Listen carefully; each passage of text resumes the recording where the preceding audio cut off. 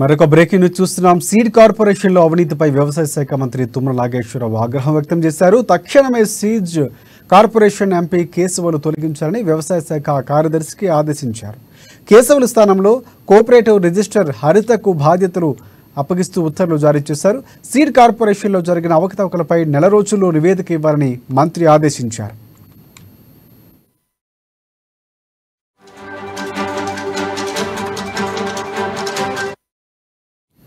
Corporation MD Keshavulu grow out farm పేరుతో కేంద్ర రాష్ట్ర ప్రభుత్వాలు ఇచ్చిన ₹1 కోటి గోల్మాల్ చేసినట్లు అధికారులు గుర్తించారు.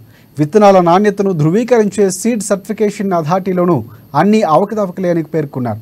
9 ఏళ్లుగా జయశంకర్ వ్యవసాయ విశ్వవిద్యాలయంలో ప్రిన్సిపల్ సైంటిస్టుగా, సీడ్ సైన్స్ అండ్ టెక్నాలజీ హెచ్ఓడిగా, సీడ్ కార్పొరేషన్ ఎండీగా కేశవులు బాధ్యతలు నిర్వర్తించారు. ఈ 9 ఏళ్లలో ఎంతో అవినీతికి పాల్పడినట్లు తెలుస్తోంది.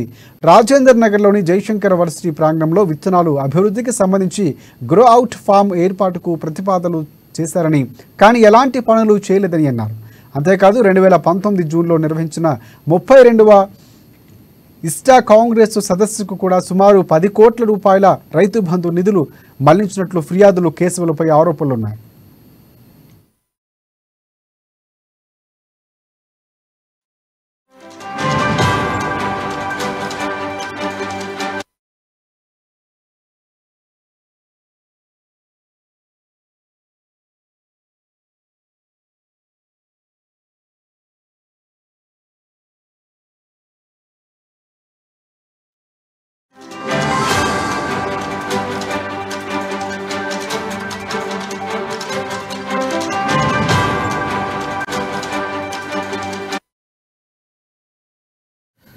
బ్రేకింగ్ చూస్తున్నాం. సీడ్ కార్పొరేషన్లో అవినీతిపై వ్యవసాయ శాఖ మంత్రి తుమ్మల నాగేశ్వరరావు ఆగ్రహం వ్యక్తం చేశారు.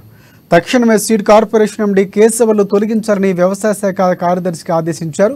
కేశవుల స్థానంలో కోఆపరేటివ్ రిజిస్టర్ హరితకు అదనపు బాధ్యతలు అప్పగిస్తూ ఉత్తర్వులు జారీ చేశారు. సీడ్ కార్పొరేషన్లో జరిగిన అవకతవకలపై నెల రోజుల్లో నివేదిక ఇవ్వాలని మంత్రి ఆదేశించారు. Corporation MD Keshavulu grow out farm పేరుతో కేంద్ర రాష్ట్ర ప్రభుత్వాలు ఇచ్చిన ₹1 కోటి గోల్మాల్ చేసినట్లు అధికారులు గుర్తించారు. విత్తనాల నాణ్యతను ధృవీకరించే సీడ్ సర్టిఫికేషన్ అథారిటీలోనూ అన్ని అవకతవకలేనని పేర్కొన్నారు. 9 ఏళ్లుగా జయశంకర్ వ్యవసాయ విశ్వవిద్యాలయంలో ప్రిన్సిపల్ సైంటిస్టుగా, సీడ్ సైన్స్ అండ్ టెక్నాలజీ హెచ్ఓడిగా, సీడ్ కార్పొరేషన్ ఎండీగా కేశవులు బాధ్యతలు నిర్వర్తించారు. ఈ 9 ఏళ్లలో ఎంతో అవినీతికి పాల్పడినట్లు తెలుస్తోంది.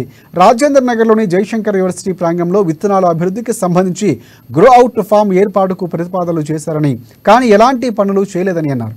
అంతేకాదు 2019 జూన్లో నిర్వహించిన 32వ ఇస్టా కాంగ్రెస్ సదస్సుకు సుమారు ₹10 కోట్ల రైతు బంధు నిధులు మళ్లించినట్లు ఫిర్యాదులు కేశవులపై ఉన్నాయి.